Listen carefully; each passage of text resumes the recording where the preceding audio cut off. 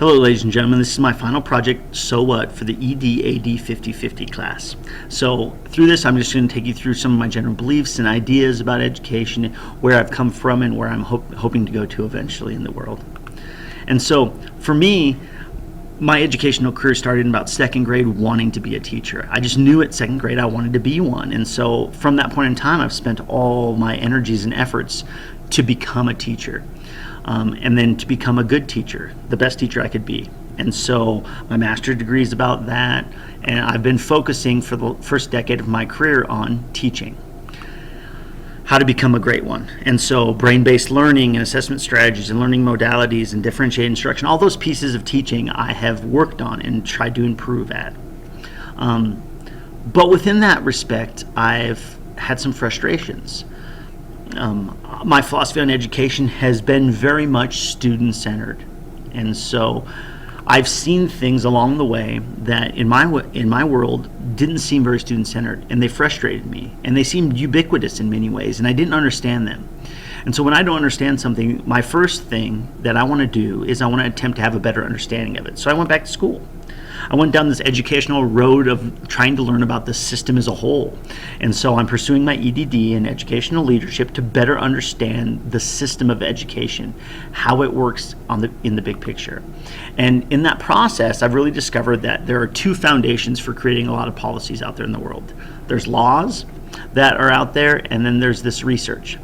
This idea that most policies that I see in education are built on some legal action that's happened in the past or avoiding legal action in the future, and what the research tells us we should be doing. And so I've learned a lot about both of those two respects going through this program, and they've given me a wonderful insight into many aspects of education that puzzled me before, or things I didn't understand, or things I didn't believe were right, or why they were there, and now I have that information.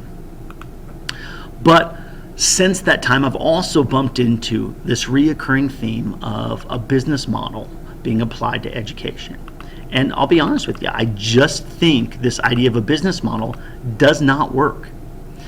I know it's about streamlined efficiency. It's about profit maximization. It's about making money. That's what the business model is about. And so this idea that you're going to plug this into the world of education, which is just a completely different animal, I think is flawed. I think this money-centered approach needs to go away, and we have to completely rethink the way public education works, because a business model is truly at the end of the day built on survival of the fittest. Most small businesses don't succeed. It's about trying to outdo the person next to you, and as a result, people fall by the wayside. In education, we can't have that happen. We need to educate all kids. And if we try to do it from a business model, I think you create de-evolution, and that is a real problem in my opinion. And so what we need to do is we need to take a different approach. Look at Google. Google's taking a completely different approach to the business world. They don't have the normal times that you come in for work every day. They don't do all those kind of things. They have changed the model, and as a result, they're still benefiting from it, and they're seeing great gains in a system that is very unconventional and not part of the business world. But our goal in education is still to try to get to excellence. We want excellence. So how do we get to excellence if we're not going to use a business model? Well, in my approach, democracy is the best way to make that happen. Because democracy accounts for all the unique perspectives out there in the world, all the different things that come to the table in education that we can avoid in the business world. We can throw those away, or we can add these in as we want. In education, we have to take everything that's given to us and work with it. And democracy is that very principle at work. And so how do we create democratic schools? Well, democratic schools, in my opinion, are the ideal to strive to optimize learning and growing, because it allows a voice for all those stakeholders that are involved in the process, because we need all those people speaking to understand where education needs to go. But more importantly than any of that is that democratic schools allow for empowerment of the student. Empowering students, them owning their own education, is the most important part of education in my world, and it's why democratic schools make sense to me. And so democratic schools, at the heart of it, are about social justice. This idea that just because you make the most money or you are the oldest family in the community, You shouldn't have more say than other people. Social justice is about trying to maximize the good for everyone involved in the system. And it is about making sure that the rights of each individual matters. And if we can focus on those two things, just like our government's constitution is built on those two principles, I think it's a great foundation for building a school system. And so when we talk about schools, we first need to talk about kids. Kids come in with all kinds of stuff. They have in their past, their history. And so as educators, we need to keep all that in mind. That whole history of each student, which is unique and special. And how do we take that and apply it to a bigger picture? Well, I think one of the first steps is we need to think about parents. For the first several years of my education career, probably the first 7 years of education, I didn't involve parents very much at all. One of the reasons why is my parents weren't very involved in my education. It's not something they were comfortable with. Wasn't a strength of theirs. After about 4th or 5th grade, my parents didn't come to parent-teacher conferences. And so education for me was a very independent thing. It was about what I wanted and what I went and got. And so I wanted to instill that in my students because I believe it was a wonderful trait. And in some ways, I still think it is. But parents give us a lot of things around that empowerment of kids and that ownership of kids that enables us. And as a result, we need to keep those parents in mind. Parents bring to the table knowledge. They bring insight. And they bring love, and all of those things matter when it comes to educating students. So as a result, in my classroom, I've added a blog to share information with parents. I've sent out more emails and reminders to them, trying to communicate and establish something tangible in a form of relationship between them, so they can come to me if they have concerns or issues or needs, or I can go to them. And so, in addition to that, I also think that in order for a democratic system to work, you take all of those different voices, parents and other stakeholders, and you have to go grassroots.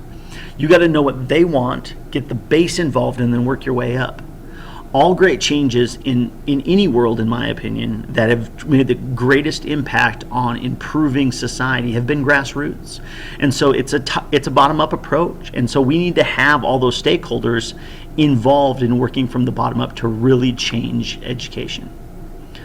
And so as we're moving forward, I think one of the biggest things I'd like to see happen and things that I want to work for is let's get rid of the red tape.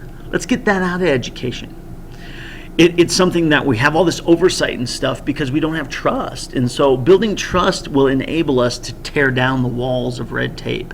And that needs to happen through the levels of education, because most red tape isn't built at a local level. It's built at different levels. And so we have to change. We have to have a paradigm shift in that power situation to optimize it for students. Or at the very least, we need to find ways to block red tape from infiltrating the daily lives of educating students. So that would be a push that I would have. In addition to that, I think one of the biggest things that we do wrong in the United States when it comes to education is I don't think we diversify enough. We talk about it. We talk about diversifying for students. But the truth of the matter is we create one general program for the most part for kids. We have them take the same standardized tests across the board so we can judge everyone. And I want to be accountable as a teacher. I want to know I'm doing a good job. But let's not think streamlined singularity in education when we have such a dynamic population. Let's diversify, because there are some kids that want to go into one trade or a different trade or a unique trade, and we need to get them in those perspective worlds at different times, earlier in their educational career, and work towards that. We need to do that for the betterment of the student, and then we can build assessment and accountability things around that diverse thing, because that's what's best for kids. And in order to do that, we need to empower students. We need to listen to what students have to say. Students' voice will guide the future of education. You know, you've seen that adage out there in one of your professional development meetings that most of the jobs that kids will be going into in the future don't exist yet. But the first insight into where the world is going is the voice of students. They're on the cutting edge of that, and we need to listen to what they want and what they need, and then implement those 21st century ideals to get them there. And so their voice is usually one of the last ones we listen to in education, and instead I think it needs to be one of the first ones we listen to. And then we need to bring all the other stakeholders to the table, right? They are full of different ideas and thoughts and knowledge of the situation. They have different strengths and resources to bring to the table that we can utilize in education, and we need to do that. From job fairs and interviews and all that kind of stuff, because we're taking young children and with all the different histories they have, and we have to grow them into something special and unique that works for their world and for our world. And democratic schools, student voice, involvement of parents and stakeholders are how we grow young people into something more. And so that can't be done by just a teacher or just an administrator. That old adage that it takes the village is absolutely true. And so in order to be a democratic school, we need to keep those ideas in mind and all those people in mind. Thanks for your time. Peace, love.